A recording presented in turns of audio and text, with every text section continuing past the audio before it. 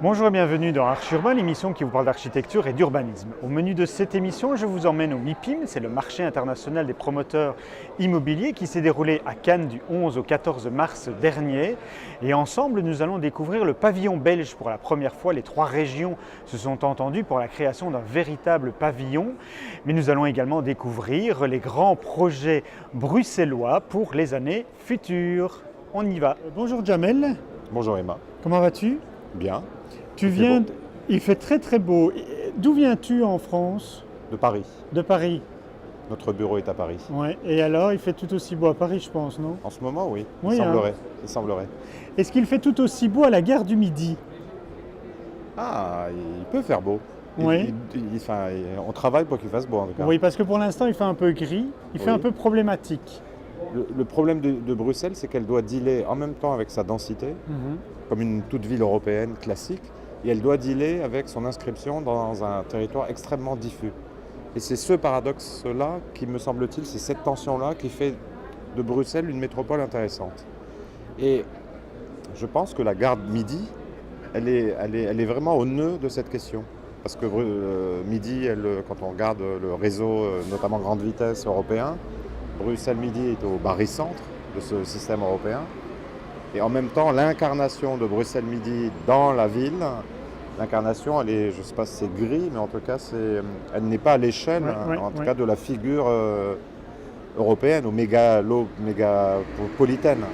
Et donc, c'est cette différence qui d'après moi, pose clairement l'enjeu de retravailler sur ce site. Tu es ici pour parler de l'aménagement d'un territoire important à Bruxelles, qui est la gare du Midi, qui a déjà connu pas mal de modifications. Moi, je me souviens, je pense que c'était il y a une dizaine d'années d'ici, où on criait parce qu'on enlevait de l'habitat et qu'on faisait la même chose qu'à la gare du Nord pour y construire des tours. Alors aujourd'hui, tu te retrouves dans un plan d'aménagement du sol. Est-ce que maintenant que c'est toi le patron, tu vas faire les mêmes erreurs ou comment est-ce que tu vas t'y prendre?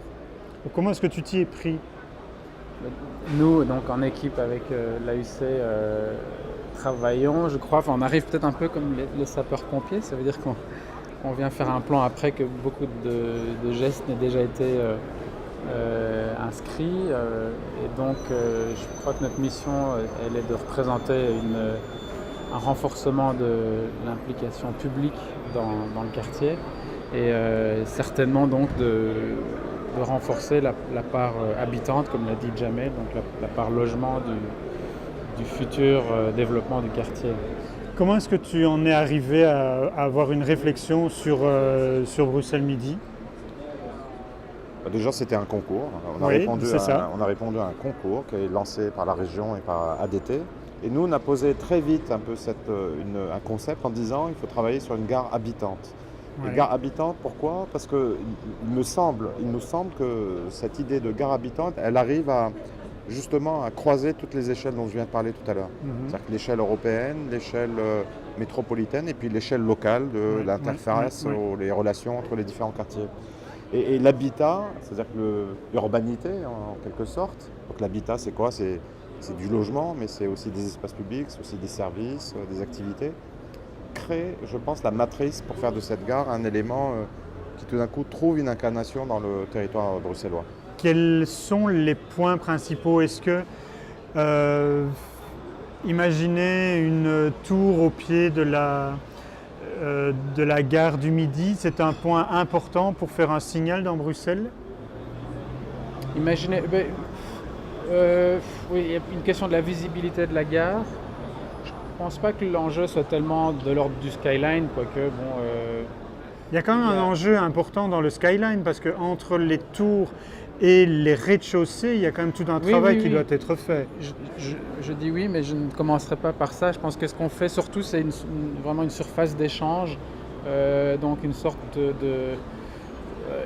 c'est pas un parvis, mais c'est une sorte d'alternative au parvis, une alternative actuelle, le 21e siècle du parvis de gare, qui est plutôt une sorte de surface d'échange à 360 degrés qui permet d'ouvrir et de quelque part desserrer, diffuser la gare sur tout le périmètre de l'urbanité qui l'entoure. Et on arrive à remailler un peu les différents endroits. Pour nous, c'était assez plaisant oui. de travailler comme ça parce que c'était exactement l'inverse de ce que l'on pratique en France. C'est-à-dire qu'on a plutôt des opportunités qui sont sur la table, oui. Mais elles ne sont pas organisées. Donc nous, on a fait ce travail tout simplement comme comment mettre en cohérence des séries de personnes, d'acteurs, qui ont la volonté de faire quelque chose et comment on peut négocier avec eux pour un peu leur tordre leur projet et que chaque projet, à la fin, devienne contributeur d'une vision d'ensemble. Ça a été ça le travail et très vite, nous, on a proposé, en termes de méthodologie, de travailler en atelier. C'est-à-dire de prendre des questions et petit à petit travailler avec Athénor, CFE pour leur dire oui, ton projet il est bien, mais il est 100% bureau, il faut mettre du logement. Est-ce qu'il y a de vraies opportunités pour Bruxelles à la gare du Midi pour toi? Donc je pense effectivement que par ce schéma directeur et par le master plan du Midi, on peut finalement toucher et contribuer à l'avenir de Bruxelles d'une manière encore plus fondamentale, je crois. Bon, on peut être rassuré qu'on va garder le marché. Bien sûr, oui. On va le garder et l'amplifier. Nous aimerions, oui, le sédentariser à la fois spatialement. Mais il ne va pas faire concurrence avec les abattoirs? Et temporellement, je veux dire. À concurrence, non, parce que ce sont des affectations et des... Différentes? Oui, c'est ça, des zones de chalandise, on pourrait dire, différentes. Donc, on pense plutôt à des synergies. Oui. Et alors pour toi, dans ce qui est aujourd'hui, il y a des points forts à améliorer, mais des points forts quand même que tu as envie de garder? Le projet a cherché quasiment tout le temps, toujours, à transformer le problème en qualité. D'accord. Après, le vrai problème, c'est que c'est bas. Oui. C'est-à-dire qu'on est à 4,50 m, 5 m sous plafond. C'est-à-dire qu'à un moment donné, je sais pas, on a tous en image... Ça ne fait pas une cathédrale. Voilà, on a tous des images de New York, Grand Central Station, où tu as des espaces, des volumes incroyables. Ça, à Bruxelles Midi, c'est impossible. Ça, c'est impossible. Alors, il faut creuser, alors. Il faut s'habituer à être plutôt dans des espaces horizontaux, extrêmement horizontaux.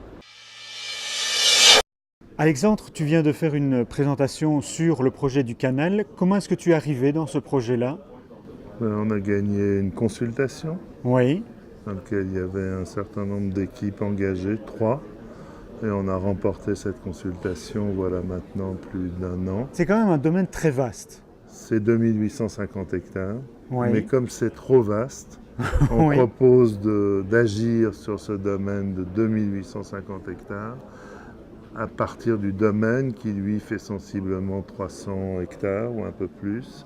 Et donc, considérer que c'est au travers de ce domaine qui se présente comme un réseau, qui va depuis Anderlecht jusqu'à l'extrémité après le pont de Bouddha, qui traverse toute la région Bruxelles-Capitale et qui accompagne le canal et la Seine, qui est une rivière qu'on propose de réouvrir partout où c'est possible. Dis, pour ta pension, tu viendras à Bruxelles pour faire des visites guidées parce que tu deviens le spécialiste de Bruxelles, non? Il faut connaître parce que c'est quand même... Mais oui, c'est ça, tu connais les lieux, les communes. Oui. Et puis aussi les rouages de comment ça se passe en Belgique. C'est un peu compliqué, non? C'est très compliqué. Et ce que je trouve très intéressant, justement, c'est cette extrême complexité. Oui. Parce que c'est un plus pour toi? Non, parce qu'elle pose une question très moderne, au fond, très contemporaine. C'est comment peut-on agir d'une façon efficace dans des situations extrêmement complexes. Oui.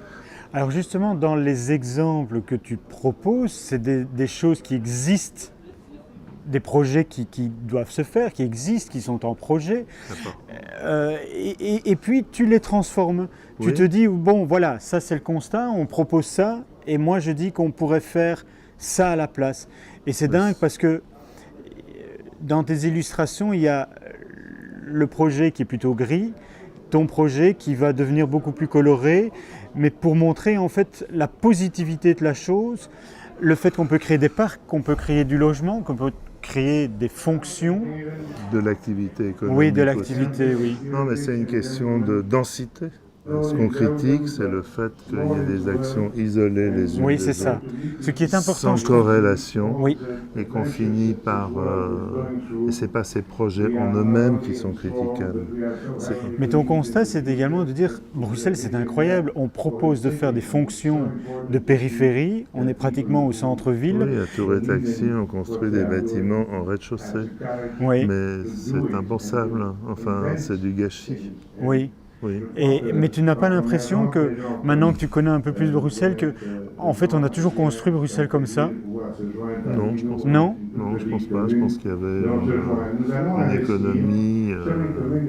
une économie de l'espace plus pertinente. Et d'ailleurs, elle existe toujours partiellement. Il faut la développer surtout en ce qui concerne l'activité économique. Oui. C'est quoi les prochaines étapes? C'est la fin du printemps. Oui. Si mes prévisions sont exactes, c'est le 21 juin. Enfin. Du printemps. Oui. C'est vrai. En 2014 ou... Oui, 2014. Bon, il fait déjà fort beau pour voilà. le début du printemps. Donc. Bon, parfait. Il y a une autre conférence qui se fait parce que penses-tu du pavillon belge? Tu as vu qu'on a une présence bien plus importante que les autres années. C'est bien. C'est bien? Oui. C'est parfait. Je me félicite de ça. Parfait. Bon, Alexandre, je te remercie. Au revoir. Vous pouvez voir et revoir cette émission Archi-Urbain sur www.archiurbain.be. On poursuivra bien évidemment l'étude et le suivi de ce projet. Et j'espère qu'on se reverra dans Archi-Urbain pour la fin du printemps. Voilà. Allez, merci beaucoup. Au revoir.